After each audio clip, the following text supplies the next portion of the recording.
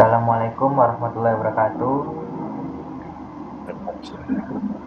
Pada video kali ini kami akan memaparkan hasil analisis etika terkait kasus deepfake Presiden Jokowi berbahasa Mandarin yang sempat viral pada masa pemilu 2024. Perkenalkan, nama saya Ahmad Dhani Baila dengan NIM 2023, NIM akhir 342. Perkenalkan, nama saya Lok Ramadan dengan NIM akhir 339. Saya Wahyu Simardana 2023 NIM akhir 302. Saya Muhammad Bawaji Baskara dengan NIM akhir 327.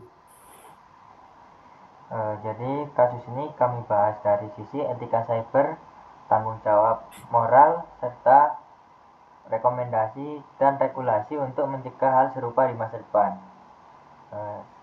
Lanjut slide. Jadi untuk deskripsi kasus kami itu, kasus ini bermula dari beredarnya video palsu Presiden Jokowi yang dibuat dengan teknologi deepfake. Jadi pada video tersebut Presiden terlihat berbicara dalam bahasa Mandarin, padahal video aslinya tidak seperti itu. Lalu video ini sempat viral di TikTok dan Twitter saat masa pemilu 2024 dan menyebabkan kebingungan publik, polarisasi politik, serta penurunan kepercayaan masyarakat.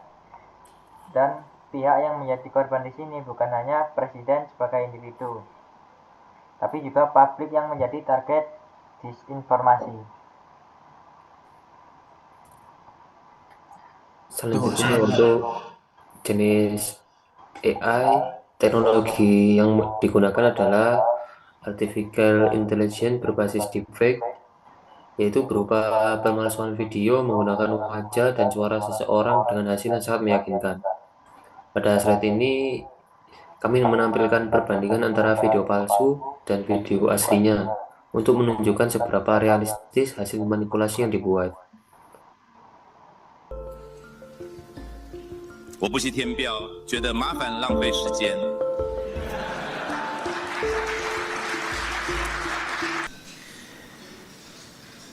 But I save a surprise for you today. I know, you may know. Selanjutnya, di slide ini yaitu jenis cybercrime. Dari sisi hukum cyber, tindakan ini termasuk dalam kategori disinformasi, yaitu penyebaran hoaks yang sengaja dibuat untuk menipu publik.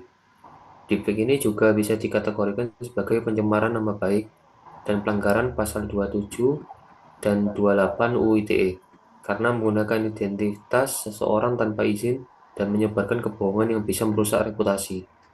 Kasus ini juga bisa kita lihat sebagai bentuk manipulasi media sintetis, di mana teknologi digunakan untuk membuat konten palsu dan juga pencurian identitas digital karena wajah dan suara presiden digunakan tanpa izin. Yang terakhir yaitu dengan begitu jelas bahwa tindakan ini melanggar etika siber dan hukum yang berlaku. Selanjutnya.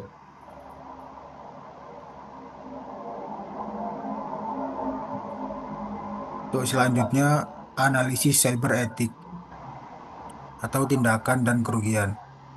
Secara etis, tindakan ini termasuk tidak bermoral karena berisiko kebohongan publik, pencemaran nama baik, dan manipulasi citra seseorang.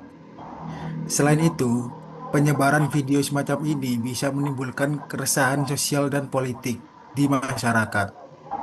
Kerugiannya dirasakan oleh Presiden sebagai individu, masyarakat sebagai penerima informasi palsu, dan juga institusi demokrasi yang kepercayaannya bisa menurun. Untuk selanjutnya, analitik cyber etik atau tanggung jawab. Jika kita berbicara tanggung jawab, ada dua pihak utama, yaitu pelaku dan penyedia platform. Pelaku jelas bertanggung jawab penuh karena memiliki niat jahat untuk menipu. Namun, platform seperti TikTok atau X juga punya tanggung jawab moral untuk mencegah penyebaran konten semacam ini, misal dengan sistem deteksi deepfake, pelabelan konten AI, dan penghapusan cepat terhadap video yang bermasalah. Untuk selanjutnya, rekomendasi atau teknologi dan regulasi.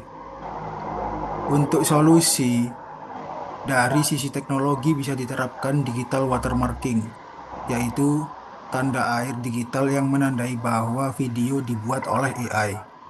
Selain itu, perlu dikembangkan alat deteksi deepfake yang lebih akurat. Dari sisi regulasi, platform wajib diberi aturan untuk melabeli konten buatan AI, dan pemerintah perlu memperjelas aturan hukum dalam UU ITE agar pelaku deepfake dapat dijerat secara tegas.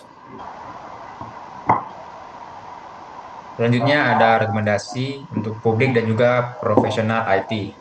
Dari sisi masyarakat, yang paling penting adalah literasi digital. Kita harus melatih diri untuk skeptis, berpikir kritis, dan juga melakukan cek fakta sebelum percaya atau membagikan sebuah konten. Sedangkan bagi profesional IT seperti kita harus menerapkan prinsip ethical development, yaitu jangan membuat atau menyebarkan tools yang bisa digunakan untuk menipu. Sebaliknya, kita harus berperan dalam edukasi dan pelindungan publik dari bahaya deepfake. Selanjutnya ada kesimpulan. Dari seluruh analisis dapat disimpulkan bahwa kasus deepfake Presiden Jokowi adalah bentuk kejahatan cyber serius karena mengandung unsur disinformasi dan juga pencurian identitas. Tindakan ini melanggar etika cyber dan juga etika profesi karena menipu dan juga merugikan orang lain. Dampak nyatanya yaitu merusak kepercayaan publik dan bisa mengancam stabilitas demokrasi. Maka solusi yang harus diambil yaitu membuat teknologi yang kuat, regulasi yang tegas, dan juga masyarakat yang cerdas secara digital. Sekian presentasi dari kelompok kami. Terima kasih atas perhatiannya. Semoga dari kasus ini kita bisa belajar bahwa kemajuan teknologi bisa diimbangi dengan etika dan juga tanggung jawab moral dalam penggunaannya. Sekian, terima kasih. Wassalamualaikum warahmatullahi wabarakatuh.